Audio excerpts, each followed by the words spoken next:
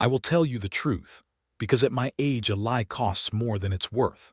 When the coach came up the Sumner's Bend Road that September afternoon, I was already regretting the letter that brought it. I stood by the freight office with my hat low and my hands jammed in my coat, and I thought, Wade Hollis, you old fool, you have gone and ordered yourself a wife the way a man orders a plow blade, and now you'll have to live with whatever fool thing climbs down out of that coach. What climbed down was a small woman in a gray traveling dress gone shiny at the elbows, with a pair of spectacles slid halfway down her nose, and a steamer trunk so heavy the driver near put his back out lifting it. She set one neat boot on the step, then the other, and she looked around the dust, and the false-fronted stores and the men loitering by the saloon, and she did not flinch, and she did not smile. She just took the measure of the place the way you take the measure of weather coming. "Mr. Hollis," she said. It wasn't a question. She'd picked me out of the crowd somehow, the only man dressed for work instead of leisure, and she walked straight at me with her hand out like we were closing a deal. "I'm Adeline Rourke. You may call me Addie." I shook her hand. It was a soft hand, a town hand, with ink stains on 2 fingers, and I remember thinking that hand would be raw and bleeding inside a week, and then she'd be on the next coach back to wherever she'd come from. I'd seen it before. The territory chews up the soft ones and spits the pieces east. "Hollis'll do," I said. "You hungry?" "I'm tired," she said, "but I can be hungry on schedule. Which would you prefer?" I didn't know what to make of that, so I grunted and picked up the end of her trunk, and behind me I heard the men by the saloon start in. Not loud. The cruel kind of low that's meant to carry just far enough. One of them said something about a schoolmarm and a mudluck rancher deserving each other. Another said she'd be gone by first snow and he'd lay money on it. A third, that fat one who ran the mercantile and never missed a chance to make a small man feel large, said loud enough for the whole street, "Hollis, you sent clear across the country for that. You could have found plainer cheaper at home." I felt my ears go hot. 2 years a widower and I'd grown a hide like saddle leather, but a man's pride is a tender thing no matter how he tans the rest of him. I was opening my mouth to say something I'd likely regret when Addie Rourke set her own hand on the other end of that trunk and lifted, evening the load so I wasn't carrying it crooked, and she said, not to me and not quite to them, just out into the air, "It's a kindness, gentlemen, to advertise your character so freely. Saves a body the trouble of guessing." The street went quiet a beat, then somebody laughed and it wasn't at her. The fat mercantile man's face went the color of a brick, and I thought, well now, maybe not by first snow after all, maybe by Thanksgiving. I want you to understand the man I was when she came, because the change in him is the whole of this story, and you can't see a thing move unless you know where it started. I had 1,000 acres of mortgaged grass and 400 head of cattle that the bank thought of as theirs and a house my wife had died in. Her name was Ruth. She'd been gone 2 years and the house still kept her shape in the worn places, the dip in the parlor floor where her rocker had stood, the cupboard latch she'd fixed 3 times, the window she liked to sit at to watch the buttes go gold at evening. I'd had no children. We'd wanted them. The Lord, or whatever runs the long machinery of things, had not seen fit, and then he'd taken Ruth besides, a fever in the spring of a hard year, and I'd buried her under the cottonwood by the creek and gone on being a man who got up and worked and ate and slept and got up again, the way a clock goes on ticking in an empty house. I'd sent for a wife because the spread was sinking and I couldn't run a house and a ranch both, and a hired woman cost wages I didn't have. And a wife, God forgive the cold arithmetic of it, a wife was cheaper and didn't quit. That was the whole of my thinking. I told myself I wasn't looking for Ruth again. I wasn't even looking for kindness. I was looking for a pair of hands and a body to fill the empty side of a house so I'd stop hearing how quiet it was. I'd answered an advertisement, traded 3 letters with a woman who wrote a plain, clear hand and made no romantic promises and asked sensible questions about the climate and the work. And I'd sent coach fare, and now here she was, soft-handed and bespectacled, and I'd half a mind to put her right back on the coach and eat the loss. But you don't do that to a person. Not and stay a person yourself.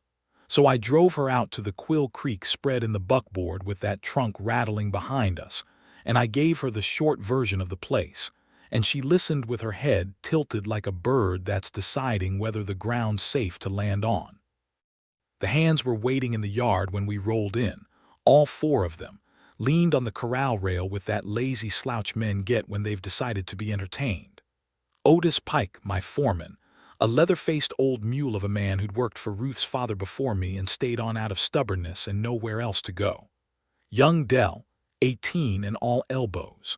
Marsh and Cobb, the brothers, who could rope and ride and not much else and never would. They looked at Addie the way the town had looked at her, and I saw her see it, and I saw her decide something behind those spectacles, and she climbed down off the buckboard before I could come around to help her. "Gentlemen," she said, "I'm Mrs. Holly's as of the parson's convenience this evening, I'm given to understand. Until then I'm Miss Rourke, and either way I'll be cooking your supper, so I'd advise you to be civil at least through the digestive period." Dell laughed out loud. Otis didn't crack. And from the far corral where I kept the stock I couldn't sell, there came a sound that stopped her cold, a scream, near human, and the crash of hooves against rails. That was Ledger. I should tell you about Ledger because he's the hinge the whole thing turns on. He was a black stallion, 17 hands, with a white sock on the off hind and a temper like a powder keg in a fire. I'd bought him cheap off a man who was scared of him, thinking I could gentle him and sell him for a stud and make back some of what I owed. That was a year ago. In that year he'd thrown Otis and cracked 2 of his ribs, thrown the Marsh brother and broke his collarbone, and put young Dell over a fence and into a water trough. He'd bitten me twice.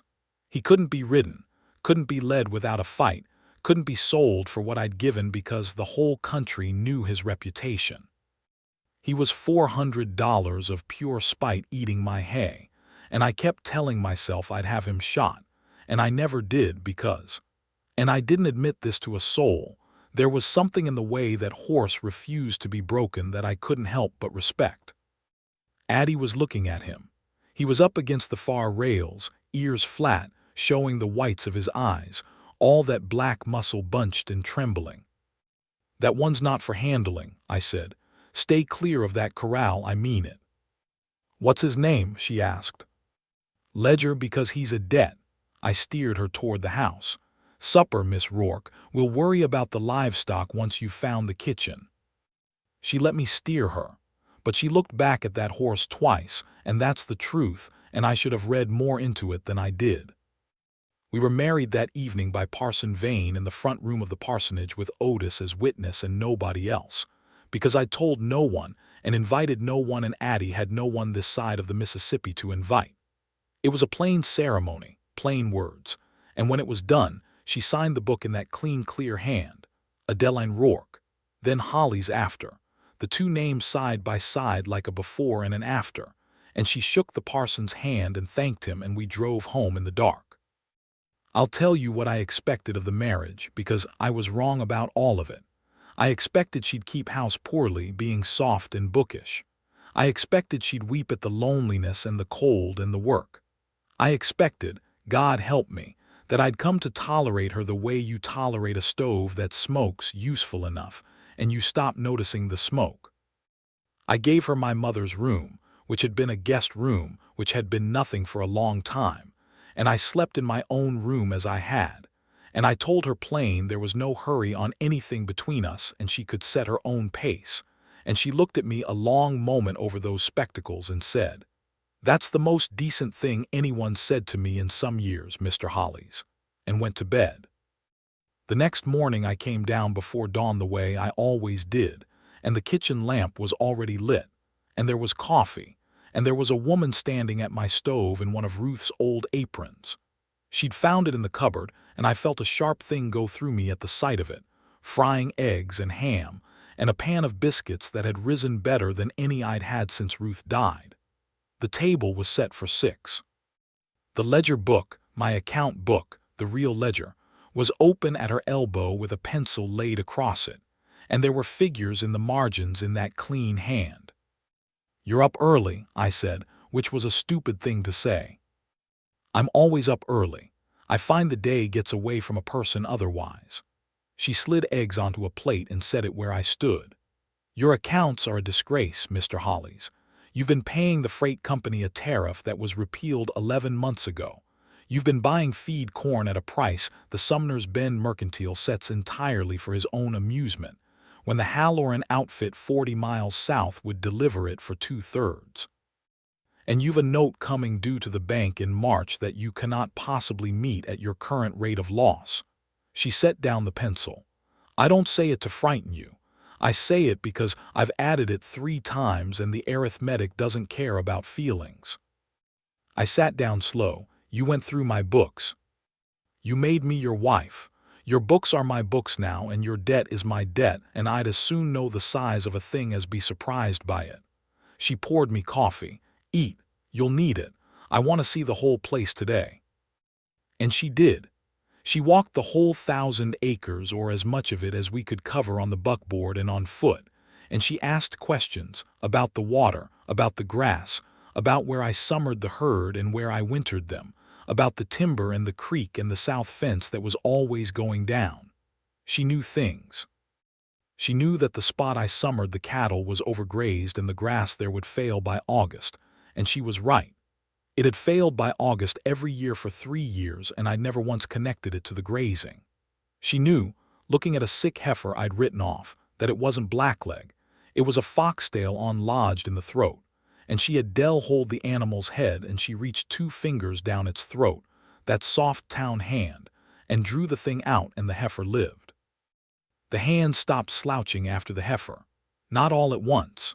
But Otis watched her with his old eyes narrowed and said nothing, which from Otis was a kind of respect, and young Dell started saying "ma'am" without the smirk under it, and the Marsh brothers, who took longer with everything, took longer with that too, but got there.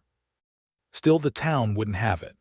Word travels in a small country, and the word on Addie Hollies was that she was a peculiar, plain woman who'd married for a roof and would be no use when use was wanted.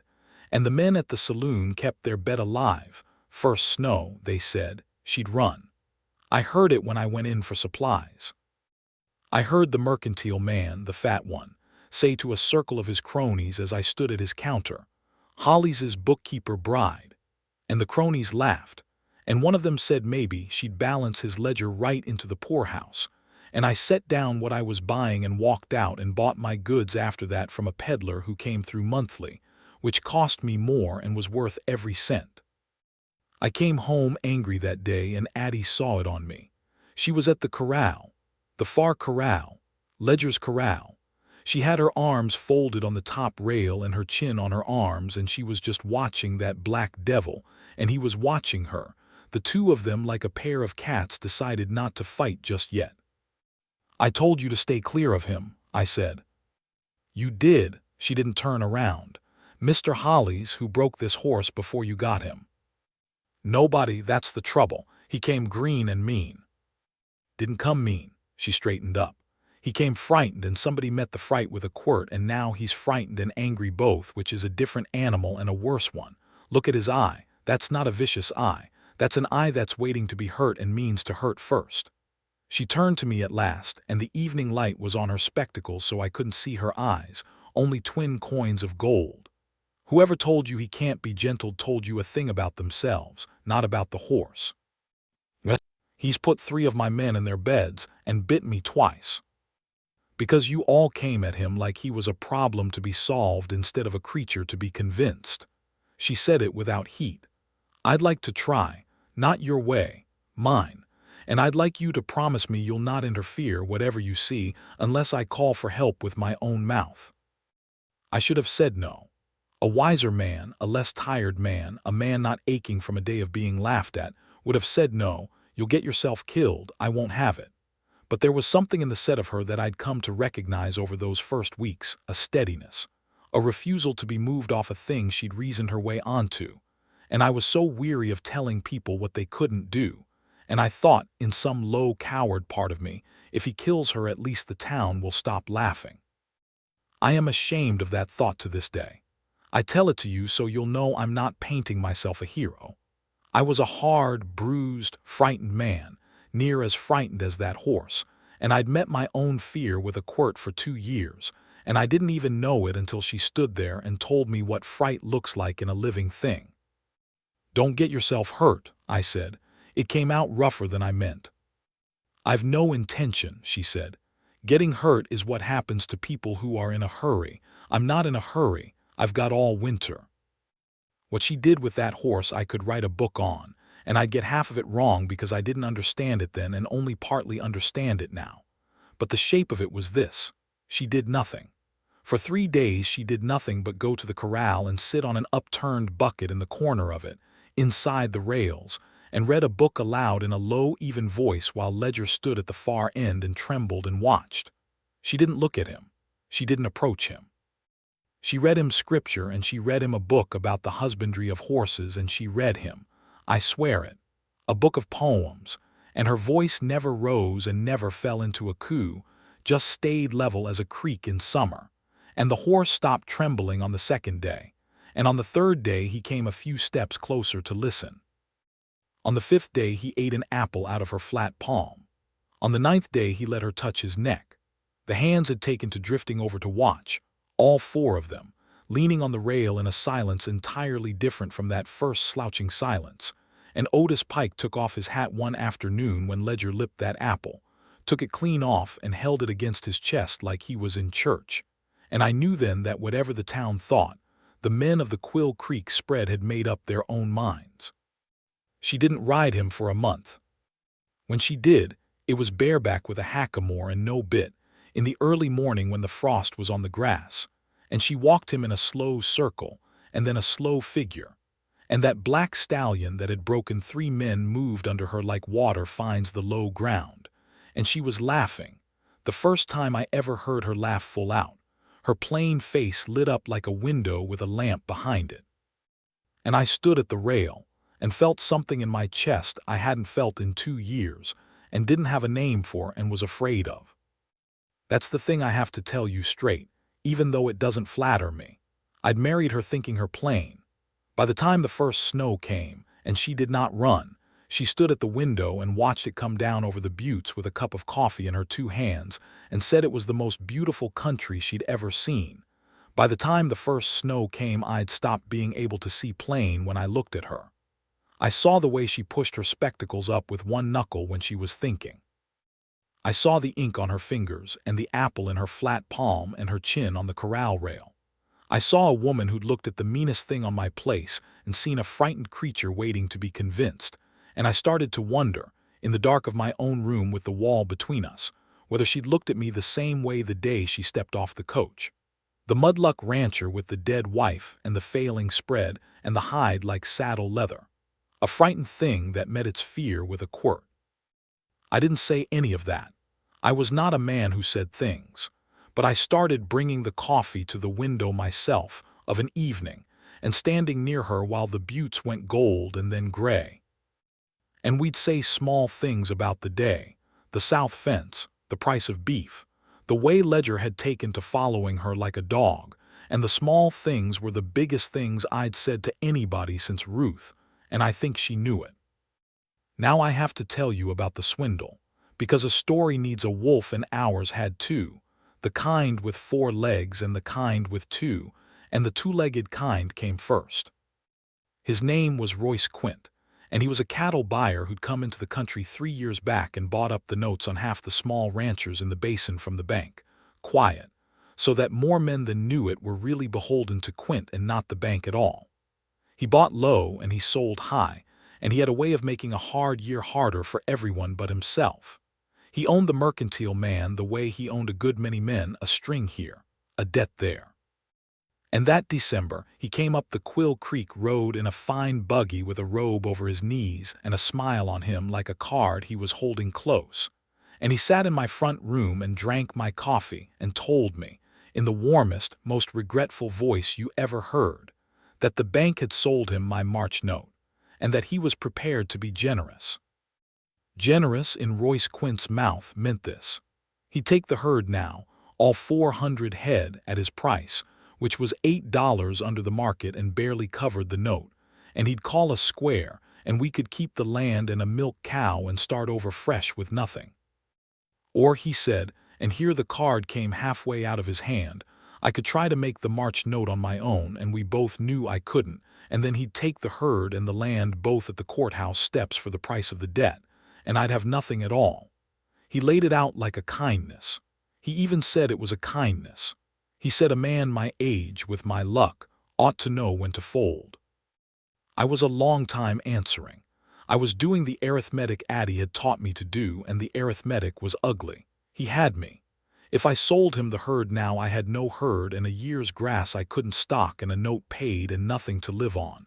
I'd be a hand on my own land by spring or a hand on somebody else's. If I didn't sell, March would take everything.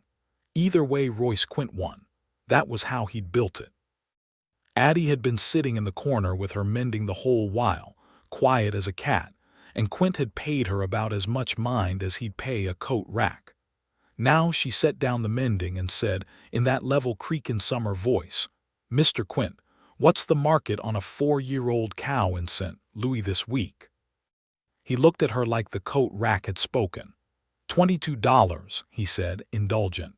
"But you'll forgive me, ma'am, there's no rail to St. Louis from Sumner's Bend, so the St. Louis price is a fairy story out here." "There's no rail," she agreed. "But there's a rail at Halloran's Crossing, 80 miles south, which is where the Halloran outfit ships from, and the trail drive cost to Halloran's runs about $1.40 a head with our own men, which would net us, after the note, after the drive, after winter feed for the breeding stock we'd hold back." She paused, and I watched Royce Quint's indulgent smile start to set like a pond freezing. "A good deal more than nothing, Mr. Quint. Considerably more than nothing." "It's December, Mrs. Hollies." He'd stopped saying ma'am. "You don't drive cattle 80 miles in December. The first hard storm and you lose the herd and the men both. No drover in the basin would take that risk, and your husband hasn't the men nor the horseflesh nor," he glanced at me, "forgive me, the years for it." "My husband," said Addie, and there was something new in her voice now, low and bright as a knife edge, "has more years and more men and more horseflesh than you have given him credit for, in the same way you gave me no credit at all, sir, and were wrong. We'll make our own arithmetic. Good evening. The road's the same one that brought you." Quint looked at me to overrule her. I'll be honest, every cautious bone in my body wanted to. An 80-mile drive in December with 5 hands and a green herd was a wild thing, a young man's gamble, and I was not a young man, and I'd lost everything I loved to the cold once already. But I looked at Addie, at her chin up and her plain face fierce, at the woman who'd sat in a corral with a killer horse and read him poems until he ate from her hand, and I heard myself say, "You heard my wife, Quint. Good evening." He went. He wasn't smiling. At the door he turned and said the thing that told me how scared he really was under all that buggy robe ease. He said, "You'll regret this, Hollies. The basin remembers a fool," and Addie said, pleasant as pie, "and the fool remembers the basin, Mr. Quint. Mind the ice on the bottom step," and shut the door on him. We stood in the quiet after. The fire popped. I said, "Addie, an 80-mile drive in December is dangerous," she said. "I know it. I didn't say it because it's safe. I said it because the only thing more dangerous is letting that man have the herd for nothing, and at least the drive is a danger we choose and steer, instead of a noose somebody else is tying slow." She came and stood close to me, closer than she'd ever stood, and she looked up at me through those spectacles with the firelight in them. "I won't make this choice for you, Wade. It's your land and your father bought it and your wife is buried on it, and that's a weight I haven't earned the right to spend. But I'll tell you what I see.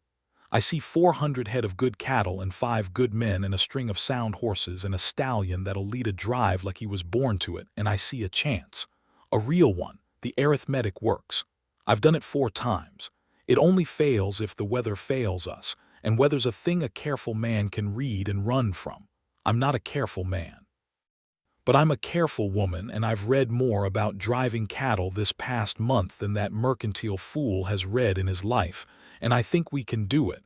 I think we can do it together. She took a breath. But it has to be your yes, not mine. It was the first time she'd called me Wade, not Mr. Hollies. Wade. I noticed it the way you notice a single warm day in the middle of winter. And if I said no, I asked her, if I said sell to Quint and save the land and let it go, would you stay? She was a long time answering, and I respected her for it, because a quick answer would have been a lie and she didn't deal in those. I'd stay, she said finally. I didn't marry the herd Wade. I married the man who kept a horse he should have shot because some stubborn, decent part of him couldn't stand to break a thing just because it had teeth. I'd stay if we lost it all and lived in a soddy and ate beans. But you'd be a smaller man for the losing, and I'd not want that for you, and that's why I say drive. Not for the money. For the man you'd be on the far side of it. I have been married to that woman 41 years come this spring, and she has said many wise things, but I think that may be the wisest, and it's the one I think on most now that the nights are long. For the man you'd be on the far side of it. We drive, I said. God help us, we drive. She smiled, that lamp behind the window smile, and for one moment I forgot all of it, the note and the cold and the 80 miles, and I just looked at my plain, fierce, brilliant wife and thought, the whole town pities me and they are the biggest fools in the territory. We left 4 days later at first light, with the herd bunched and bawling and the breath of 400 cattle and 7 horses smoking in the cold. I held back the breeding stock and the milk cow at the home place with old Otis to mind them. He'd argued to come and I'd argued harder, and the truth he wouldn't say, and I wouldn't say, was that his ribs had never healed right since Ledger and his riding days were thinning. And a man like Otis would rather you found him a reason than told him a kindness. So I told him the home place needed his head and his Winchester against Quint's mischief, which was also true. That left me and Dell and the Marsh brothers and Addie, 5 for 400 head. It's not enough. Everybody who knows cattle will tell you it's not enough. We knew it wasn't enough. We did it anyway. And Addie rode Ledger. I want you to picture it, because I picture it still. That black stallion that had broken 3 grown men, stepping out at the point of the herd in the gray dawn with my plain little wife on his back in a man's coat and a man's hat and her spectacles fogging with her breath. And that horse held the point like he'd done it 1,000 years, swinging wide to turn a breakaway, dropping back to push a laggard, reading the herd almost before Addie asked him to. She'd made of the meanest thing on my place, the best cow horse in the basin. And I have never in my life seen a thing I was prouder of, and I had not yet done the proudest thing, which was still 80 miles south and getting colder. The first 3 days went well, which I should have known to distrust. The weather held cold and clear. The herd trailed quiet once they'd settled to it. We made good miles. Addie kept the count and the course. She got a map and a compass and she navigated by the buttes and the sun like a sea captain. And at night she'd sit by the fire and read the weather off the sky and the wind off the way the cattle bedded. And she'd say, "Tomorrow's fine," or "Tomorrow we push hard and early. There's weather coming behind it." And she was right every time. The Marsh brothers, who'd never in their lives taken an order off a woman, took them off her now without a blink, because she was right, and being right is the only authority that lasts out on the trail where nobody can pretend. The 4th night she said, "We push hard and early. There's weather coming." And she was right, but it came faster than even she could read. It came on the 5th day a little before noon, out of the northwest, the kind of storm that the old hands call a blue norther because the sky goes that bruised blue before it hits. The temperature dropped 40 degrees in an hour. The wind came up like something let out of a cage. And then the snow, not falling but flying, sideways, thick as a wall. And inside 10 minutes I couldn't see the man next to me, and the herd was starting to turn its tail to the wind and drift, which is the thing you cannot let them do. Because a herd that drifts in a blizzard drifts till it walks off a cutbank or piles into a coulee and smothers, and you lose them all, and the men too if the men are fool enough to chase them. I knew we were in trouble the way you know a thing in your gut before your head catches up. I tried to ride for the point to turn them and lost my bearings in 20 yards and damn near rode off a cutbank myself. Ledger's scream out of the white was the only thing that warned me, and I hauled my horse around and there was Addie, a shape in the snow on the black, blocking the leaders, turning them, and she was shouting something the wind tore away, and I rode to her, and what she was shouting was, "The coulee. Drive them into the coulee, it breaks the wind." She'd remembered the country. She'd studied that map so hard she carried it in her head, and she knew there was a deep brush coulee a half-mile east that would shelter the herd out of the worst of the wind, and she'd already turned the leaders toward it.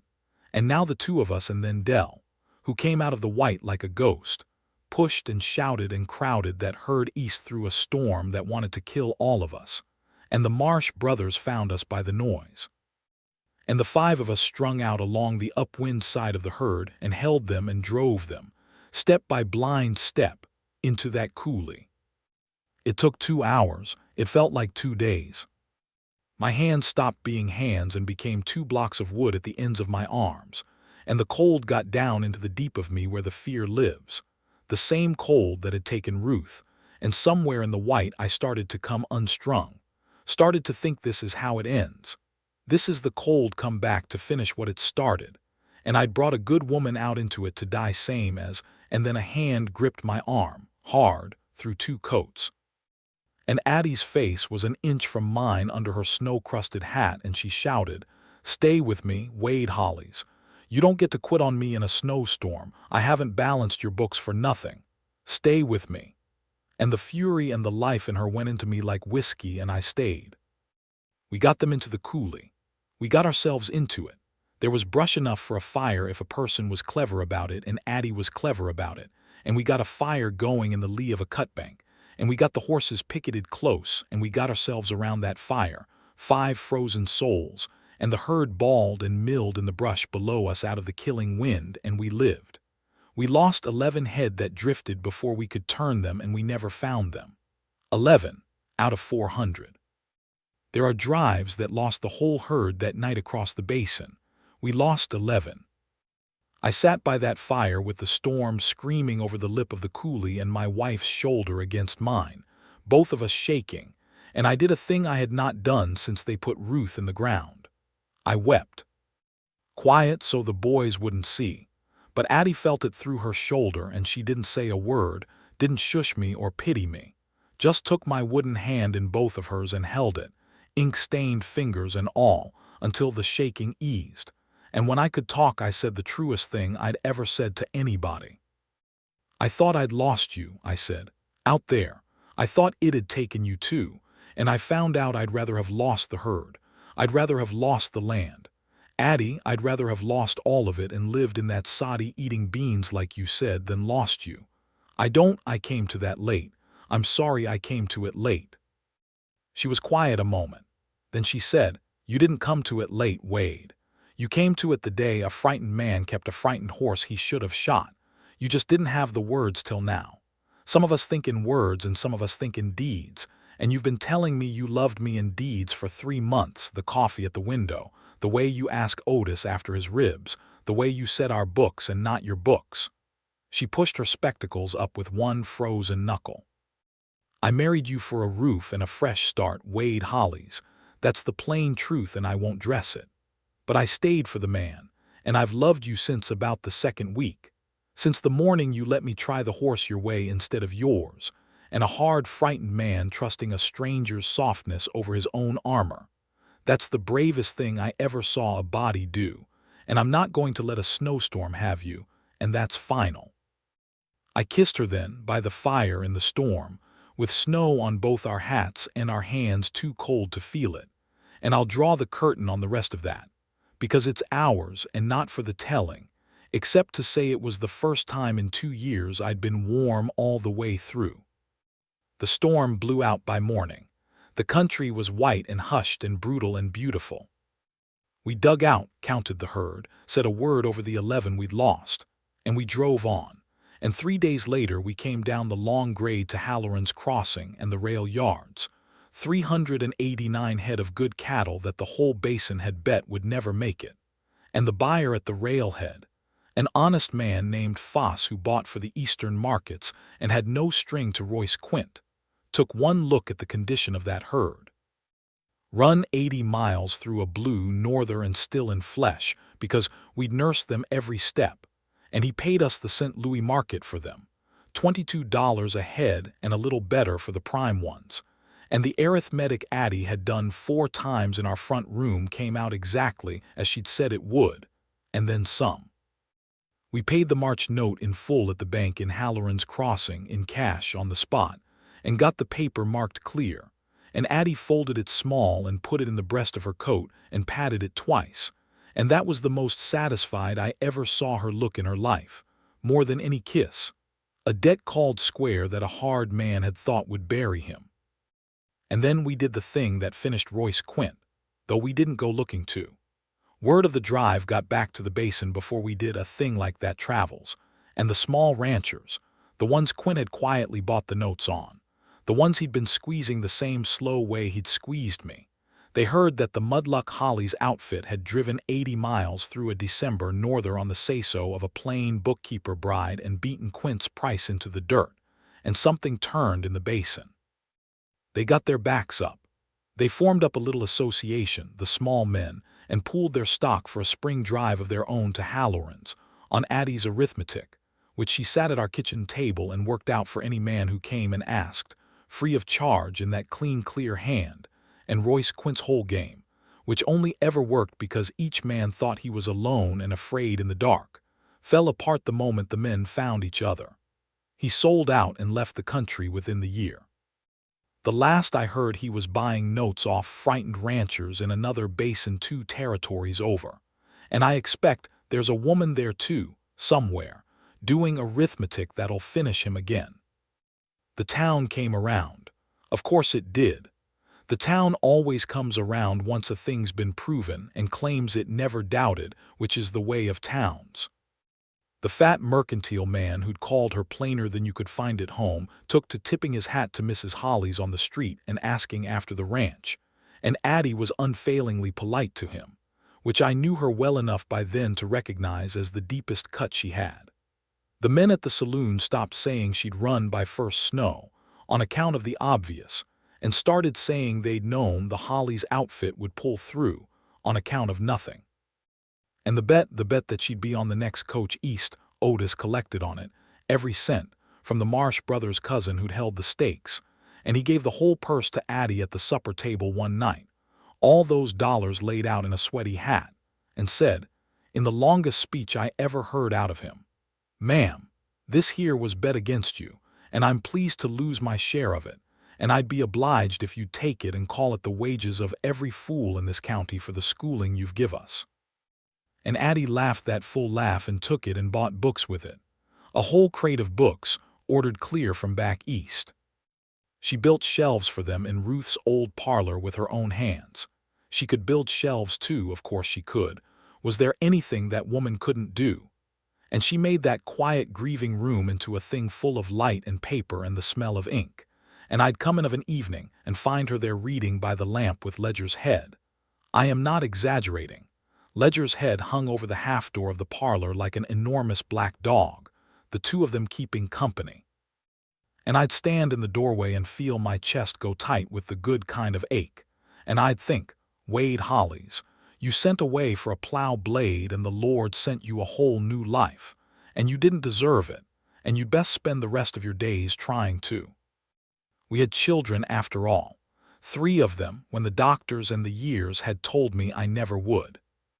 2 boys and a girl, and the girl has her mother's eyes and her mother's terrifying arithmetic and runs an outfit twice the size of this one over the next range, and the boys are good men.